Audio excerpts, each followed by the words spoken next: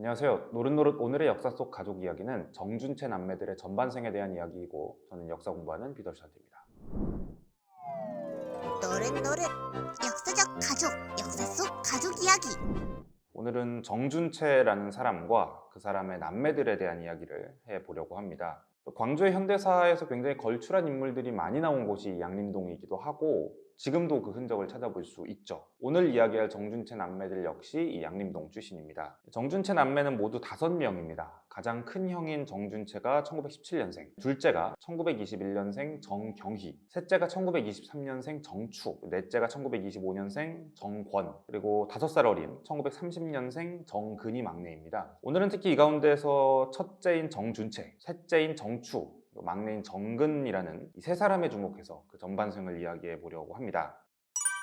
노릇노릇 이 오남매의 아버지는 정순극, 어머니는 정참이라고 알려져 있는데 양림동에서 신문물을 많이 접하고 살았던 집안인 만큼 상당히 트여있는 집안이었다고 해요. 특히나 예술 쪽으로 상당히 재능이 있는 집안이었고, 일단 아버지인 정순극은 한시를 쓰긴 했지만 이제 시인이었고, 아버지 정순극의 처남이죠. 정참이의 동생이 되는 이 사람이 우리가 이제 흔히 사해찬미라는 노래로 알고 있는 윤심덕과 함께 자살한 것으로 알려져 있는 김우진이 바로 이 처남입니다. 이 사람이 이제 윤심덕과 대한해협을 건너는 배 위에서 같이 사라진 사건이 유명해서 이 사해찬미라는 노래가 막대한 인기를 구가하는 데 상당히 기여했던 사건이죠. 이 사건뿐만 아니라 사실 김우진은 본인 자체가 한국 근대 연극의 효시라고 할 수 있는 상당히 선구적인 극작가이기도 했어요. 또 이제 외가는 상당히 부유한 집안이어서 외삼촌도 일본 유학도 아니고 독일 유학을 갔다 와서 베를린 음대를 나왔더라고요. 이런 좋은 집안에서 가장 먼저 태어난 정준채는 1944년에 귀국하기 전까지 일본에서 영화 유학을 했습니다. 정경희는 외부 활동을 크게 하진 않았고, 셋째인 정추는 음악을 공부했어요. 셋째 정추는 원래 광주에서 학교를 다니다가 학교에서 조선어 사용을 하지 못하게 하는 문제가 있어서 이제 일본인 교사하고 싸우다가 퇴학을 당해요. 다른 학교로 편입해서 이제 겨우 졸업을 하고 1942년에 일본 니혼대학교로 음악 유학을 갑니다. 정추는 1943년에 귀국을 했고 1944년에 조선인 징집령이 내려지면서 징병을 당합니다. 오사카에서 일본 군인 상태에서 해방을 맞고 광주로 돌아옵니다. 넷째 정권 같은 경우는 이제 목포상고를 나와서 경성사범학교라는 학교를 나왔습니다. 경성사범학교는 지금의 이제 서울대학교 사범대학의 전신이 되는 학교죠. 영어나 중국어에 상당히 능통해서 통역이나 번역 쪽 일을 했다고 해요. 막내인 정근은 이제 광주에서 고등학교까지 다니다가 대구로 가서 대구사범대학을 나왔다고 하고요. 어쨌든 모두들 이 남매가 전부 예술 쪽에 일정한 정도는 이제 발을 걸치고 있었던 상황이었습니다. 그리고 이런 상태에서 이 오남매가 해방을 맞게 됩니다. 근데 이제 모두가 알다시피 해방 이후 정치적인 상황이 그렇게 녹록지는 않았습니다. 정준채는 1946년 2월에 서울 해화동에 서울키노라고 하는 영화사를 만들어서 운영하고 있었어요. 민족전선이라는 제목으로 남한하고 북한의 해방 전후를 오가는 정치적인 혼란상을 담아보자 하는 기획으로 영화를 만들고 있었는데, 말 그대로 남북한 모습을 다 담겠다는 의도였잖아요. 그래서 이제 서울키노라는 영화사를 차려서 남한 쪽 영상을 촬영을 하다가 평양에서 3.1절 행사, 그 다음에 3.8절이라고 국제 여성의 날이 있어요. 사회주의권에서는 굉장히 크게 챙기는 행사고, 그 다음에 이제 5월 1일 노동절 행사, 이런 큰 행사가 계속 열린다고 해서 이걸 촬영하러 평양으로 넘어갑니다. 평양으로 넘어간 정준채는 김창민이라는 사람을 만납니다. 당시 조선노동당의 선전선동부장을 맡고 있던 문화사업 관련된 일을 하던 사람이었고, 그러니까 당연히 영화에도 관심이 있었을 거고, 정준채는 이제 영화를 만들려면 영화 필름 처리를 할 공간도 필요하고 이것저것 협조를 구할 게 많은데 이걸 다 김창민이 도와줘요. 자기는 조선노동당 사람이고 정부가 세워지진 않았지만 어쨌든 권력자들하고 끈이 있기 때문에 이런 협조를 구하고 이런 것들을 전부 다 도와주고, 평양 외곽에 있는 빈 양말 공장 하나를 비워가지고 거기다가 이제 영화사를 차리고 필름 처리나 이런 것도 다 여기서 해라 라는 식으로 많은 도움을 주고, 이걸 기반으로 정준채는 북한에서 영화 사업을 하게 되는 거죠. 그러면서 이제 김창민은 제안을 합니다. 북한에서 필요한 요구 조건을 모두 다 들어줄 테니까 이 민족전선이라는 영화를 완성하고 나서 남쪽으로 가지 말고 평양에 남아달라 라고 부탁을 하는 거예요. 북한도 이제 곧 정부 수립을 하고 뭘 하다 보면은 기록 영화를 만들어야 될 수요가 굉장히 많은데, 다큐멘터리 영화를 찍는 사람으로서 이 사람이 남아주면 북한으로서도 좋고, 이 정준채라는 영화 감독 개인의 입장에서도 사실 이렇게 정부의 협조를 받아가지고 영화를 찍을 수 있으면 본인 입장에서도 사실 굉장히 중요한 기회이기 때문에 이걸 놓칠 수가 없었던 거죠. 또 그리고 이 당시에 북한의 문화 선전상, 문화부 장관이죠, 우리로 따지면. 허정숙이라는 사람인데 이 사람이 이제 1929년에 일어났던 광주 학생 항해 운동 당시에 이 사건을 전국적으로 지도했던 사람 중에 한 명이에요. 정준채 집안은 다들 이제 광주고보 출신이거든요. 이런 문화부 장관과의 안면도 사실은 좀 있고, 그러다 보니까 이제 정준채는 결국 평양에 잔류하는 길을 택하게 됩니다.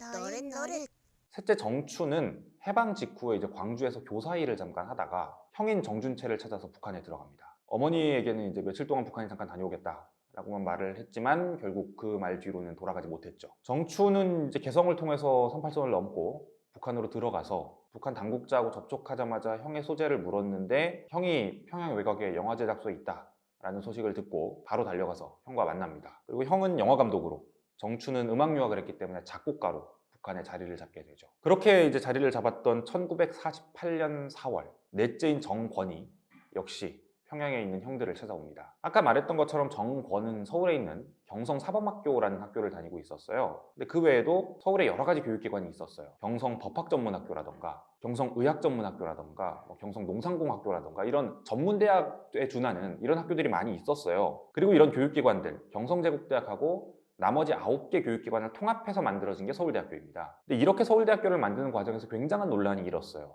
어쨌든 9개 전문학교는 전부 다 폐교를 시키고 사실상 흡수 통합을 하는 형태였단 말이에요. 그래서 그렇게 해서 서울대학교라는 하나의 종합대학을 만드는 것이기 때문에 좀 논란이 많았고, 또 통합되는 측과 흡수를 시키려는 측의 양자 간의 다툼도 좀 있고, 원래 이런 전문학교들은 국립대학이 아닌 경우도 있었거든요. 근데 이런 게 국립대학으로 통합되면서 국가 개입이 심해지는 데 대한 반발도 좀 있었고, 이걸 반대하는 사람이 굉장히 많았죠. 이걸 그래서 국대안 파동이라고 합니다. 국립대학교를 만드는 안을 놓고 이제 파동이 벌어진 거죠. 이 사건이 해방 직후에 남한의 교육계나 지식인 사회에 상당한 균열을 불러왔죠. 이때 서울대학교의 사실상 총장을 맡았던 백낙준이라는 사람 본인이 굉장히 많은 논란을 일으키기도 했었고, 북한의 굉장히 유명한 과학자인 리승기 같은 사람도 사실상 이 사건 때문에 월북을 했다고 하죠. 꼭 리승기뿐만 아니라 이 당시 국대안 파동의 영향이 굉장히 심해서 이공계 쪽 인사들의 절반 가까이는 월북을 했다, 이런 식으로 얘기가 나올 정도로 굉장히 중요한 사건입니다. 같은 시기에 경성사범학교를 다니던 넷째 정권이 국대안 반대 시위에 참여했다가 미군정에게 거의 쫓기다시피 해서 북한으로 올라온 겁니다. 말했던 것처럼 정권은 언어에 상당히 재능이 있었고, 원래는 영어하고 중국어를 잘했는데 평양에 왔으니까 이제 러시아어를 배워야죠. 또 정권하고 정추하고 같이 평양에서 몇 달 만에 거의 뭐 러시아어를 기초적으로 완수를 하고 1948년 가을에 평양 러시아어 대학, 평양 노어대학에 입학합니다. 정추는 평양 노어대학을 다니는 동시에 이제 일본에서 음악을 배워왔기 때문에 평양 음악대학의 교수로 출강하기도 했고요. 그리고 형이 운영하는 이제 국립영화촬영소가 됐어요, 이곳이. 거기에 음악감독으로 정추가 일하게 되죠, 형제가 같이. 그리고 또 이 사람은 역시 같은 광주 양림동 출신이고 음악을 공부했던 정율성이라는 사람과 또 평양에서 만나게 됩니다. 정율성이라는 사람은 지금도 이제 양림동에 가보면 생가가 남아있고 굉장히 유명한 음악가예요. 이 사람은 나중에 이제 중국으로 넘어가게 되는데 중국 군에서 사용하는 군가를 만든 사람이고, 원래 양림동 출신인데 양림동에서 한 번도 본 적이 없대요, 서로를. 이 정율성이 음악을 공부하는 정추, 그리고 언어에 능통한 정권이라는 두 사람을 두고 러시아의 음악 이론서를 번역해달라고 의뢰를 합니다. 이 책이 러시아에서는 지금도 유명하대요. 이고르 블라디미로비치 습소빈이라는 사람이 음악 형식론이라는 책을 썼는데 거의 한 2000페이지 넘는 책을 번역해달라고 이제 형제한테 부탁을 한 거죠. 한 명은 음악을 하고 한 명은 러시아어를 잘하기 때문에 둘이 같이 번역을 하면 되지 않겠냐, 출판은 내가 책임지겠다 라고 해서 번역을 시작을 했죠.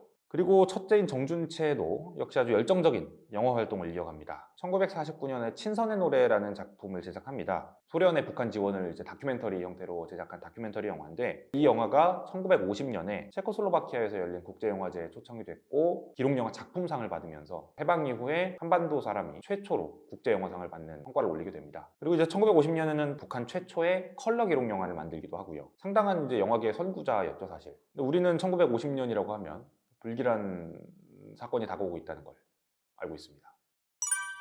너를 오늘 이야기 재밌게 들으셨나요? 앞으로도 저희의 이야기와 함께하고 싶으시다면 노릇노릇 구독과 좋아요 부탁드립니다.